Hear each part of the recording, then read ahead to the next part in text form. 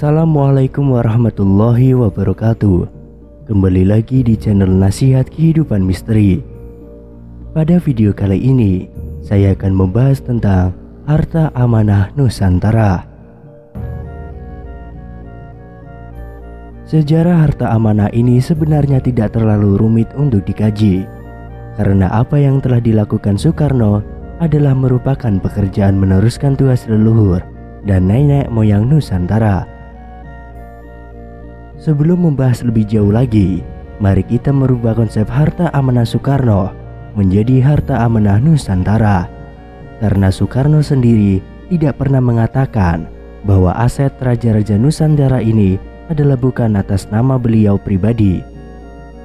Harta amanah Nusantara ini adalah berawal dari aset turun-temurun, mulai dari khalifah pertama hingga khalifah akhir di muka bumi ini. Lalu siapa itu khalifah?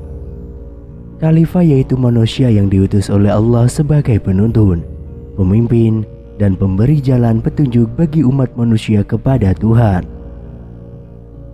Mereka adalah para nabi dan rasul, serta manusia yang diberi petunjuk setelah para nabi dan rasul terdahulu, yang juga tercantum di dalam ayat-ayat Al-Quran. Dalam Quran Surat Al-Baqarah ayat 30. Dan ingatlah ketika Tuhanmu berfirman kepada para malaikat, Aku hendak menjadikan khalifah di muka bumi. Mereka berkata, apakah engkau hendak menjadikan orang yang merusak dan menumpahkan darah di sana, sedangkan kami bertasbih memujimu dan mensucikan namamu?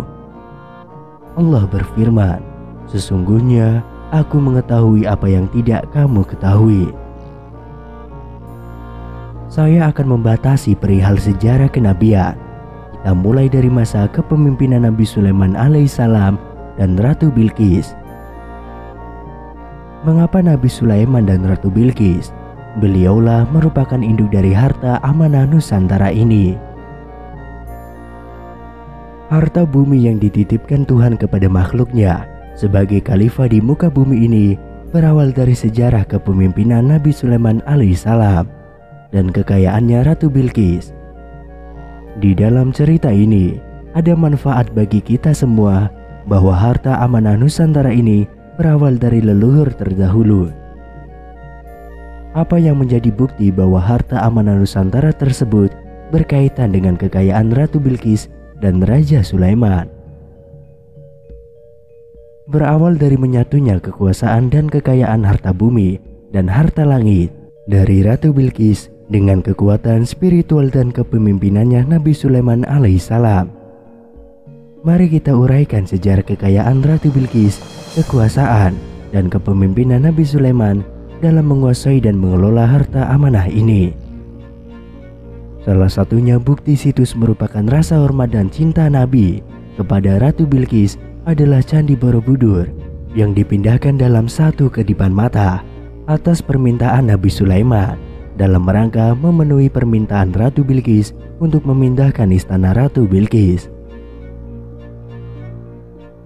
Kisah kekayaan dan kekuasaan Nabi Sulaiman dan Ratu Bilqis tercantum dalam surat An-Naml ayat 10 sampai dengan 44 dan Quran surat Sabah.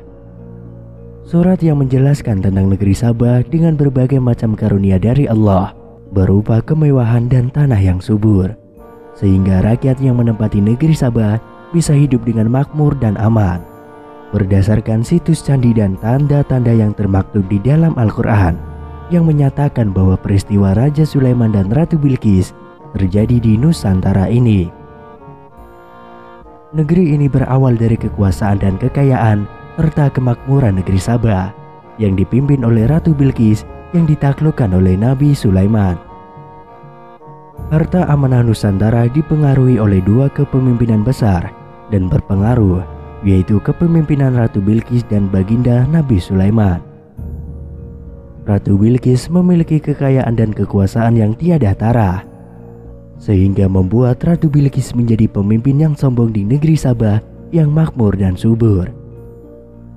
Dengan kemampuan dan kepemimpinan serta kewibawaan Raja Sulaiman, atas anugerah Tuhan, maka Raja Sulaiman dapat menaklukkan kekuatan dan kekuasaan Ratu Bilqis. Hingga dari menyembah matahari menuju ketundukan penyerahan diri kepada ajaran Tuhan atau jalan yang lurus. Pada akhirnya, menikahlah Raja Sulaiman dan Ratu Bilqis, kemudian menjadikan dua kekuatan ini menjadi kekuatan dan penyatuan harta kekayaan dan kemakmuran negeri Nusantara. Saat itu, rakyat dan pemerintah negeri Sabah makmur dan sejahtera. Tanah negeri Sabah pun subur dan hasil berlimpah seperti tambang, minyak bumi, batu mulia berliat, intan, permata, serta kekayaan tumbuhan dan hasilnya. Negeri yang indah dan berlimpah ruah di bawah kepemimpinan Ratu Bilqis.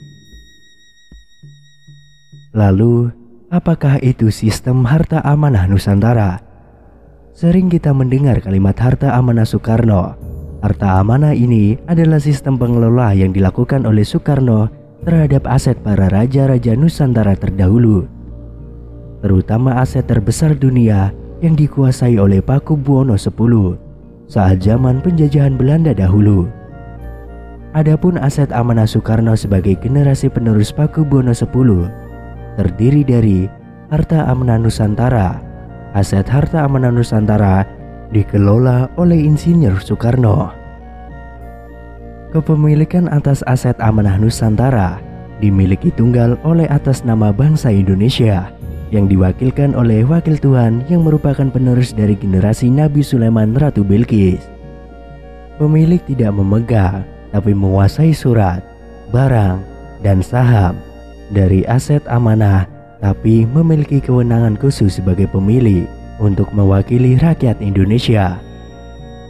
Untuk menarik atau mengunci semua aset dari para holder, melakukan transaksi, eksekusi pencairan, memanfaatkan dan memutuskan kebijakan keuangan internasional dan nasional, pengawasan dan pendisiplinan, serta menghentikan kegiatan terkait dengan penyalahgunaan aset amanah yang dilakukan oleh holder, yaitu pribadi, kolega, pemerintah maupun swasta. Dalam pengelolaan aset amanah Nusantara ini, yang memiliki kewenangan pengoperasian sistem dan penggerakan aset adalah pemilik itu sendiri, yaitu Presiden pertama Republik Indonesia, yaitu Insinyur Soekarno. Setiap individu atau lembaga yang berperan sebagai pemegang amanah memiliki tugas dan hak serta kewajiban atas amanat apa yang telah dipegang masing-masing. Tugasnya yaitu menjaga dan memelihara kepercayaan yang telah diamanatkan dari Soekarno yang mewakili aset Nusantara atas nama rakyat Indonesia, dengan tidak menyalahgunakan, dilarang mencairkan, menggadaikan, dan mentransaksi aset tersebut karena milik rakyat Indonesia.